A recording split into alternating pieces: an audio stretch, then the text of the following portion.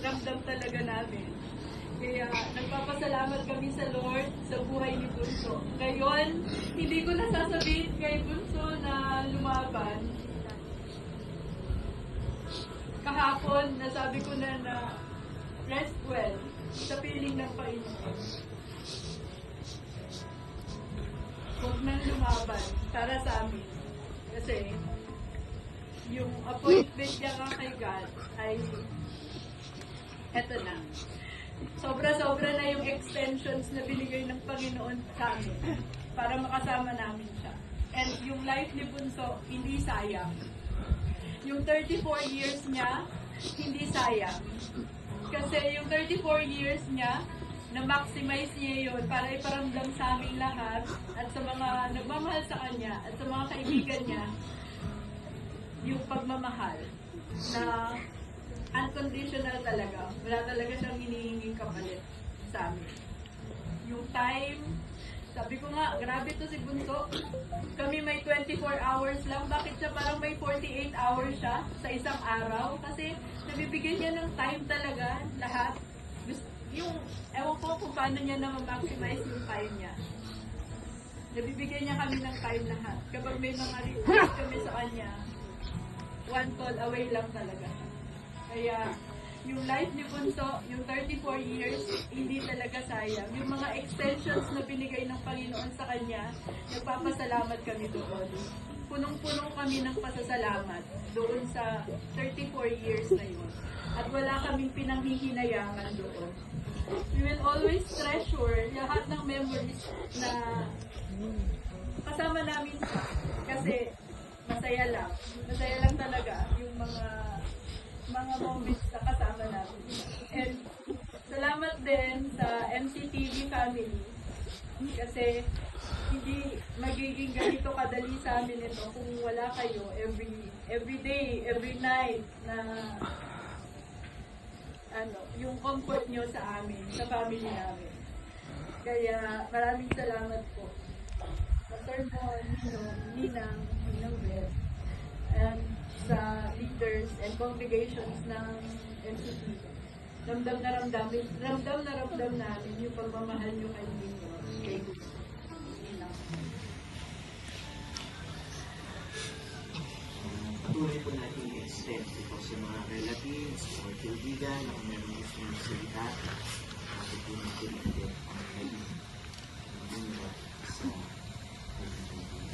pero po po ba gusto ng salita.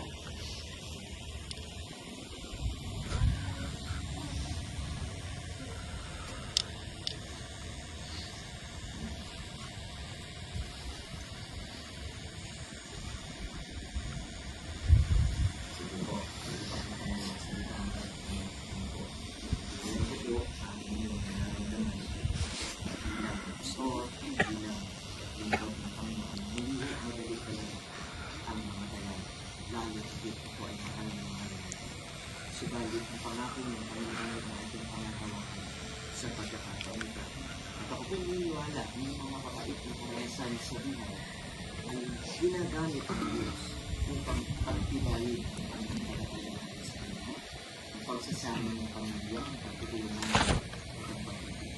At ito po ang maaaring isang bagay na tinuturo din ng Panginoon sa atin sa dahilan paano na ating nagiging na natin matibay sa mga pamilya niya, makalan, tulungan, at higit sa lahat ang pananampalataya sa ating Panginoon.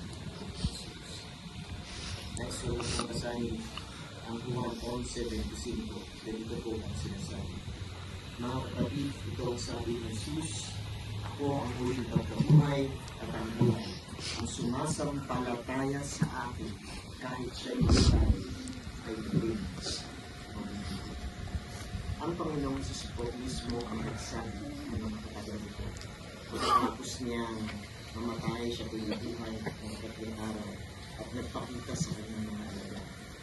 Patunay lamang po ito na ang sino mang nananampalataya kay Jesus kahit mamatay ay muling mabubuhay. Sa panahong tinakda ng Diyos, dumating ang kamatayan, darating din po ang panahon ng muling pagkabuhay. At yan ay sa panahon ko ng ang kamatayan ay hindi ang katapusan para sa mga nananalig kay Kristo. Ito ay pilutuan patungo sa walang hanggang buhay sa piling ng Diyos. Kaya't sa ating pagluluksa, paglulamati, pagluha, tayo rin ay umaasa at nagtitiwala sa Kanya. Sa ngalan ng ating Panginoong Jesucristo, ipinagkakatiwala namin ang katawan ni Nimrod sa lupa mula sa alabok tungo sa alabok, mula sa lupa tungo sa lupa, sa pag-asang siya'y muling bubuhayin sa araw ng pagbabalik ng ating Panginoon. Panginoon, tanggapin po ninyo ang aming kapatid na si Nimrod sa iyong walang hanggang kaya, kung saan wala ng luna, wala ng pigati, wala ng sakit o kamatayan. Salamat po, Panginoon, hindi na talaga po namin sa iyo. Salamat sa inyong presensya sa oras na ito. Naway patuloy mong alimin, palaksin, pakatagin ang bawat puso na nagluluksa, lalo na po ang Yap family.